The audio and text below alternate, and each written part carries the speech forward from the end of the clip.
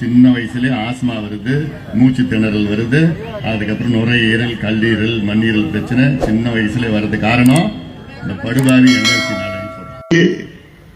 நம்முடைய சோழர்கள் வெற்றியை ஏறி அது சுத்தி இருக்க நிலத்தை எடுத்து அதுல நிலக்கரி எடுக்கணுமா? அப்புறம் நீங்க அமைதியா எடுத்துட்டு போங்க, அப்படிதானே?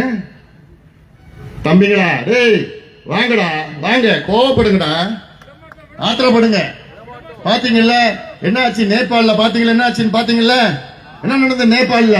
போன பாத்துட்டு இருக்கீங்களா நேபாள்ல என்ன நடந்ததுன்னு? 4-5 நாளைக்கு முன்னாடி ஒரு புரட்சி நடந்து அங்க ஆட்சி மாற்றம் நடந்திருக்கு. அப்படி பண்ணுன்னு சொல்லல உங்களை, அது வேற மாதிரி வன்முறையானது ஆட்சி மாற்றம். அமைதியான ஆட்சி மாற்றம் உங்களால முடியும். இதே ஆட்சி மாற்றம் போன வருஷம் பங்களாதேஷ் நடந்தது. யாரால் நடந்தது? உங்களை போன்ற இளைஞர்களால் நடந்தது.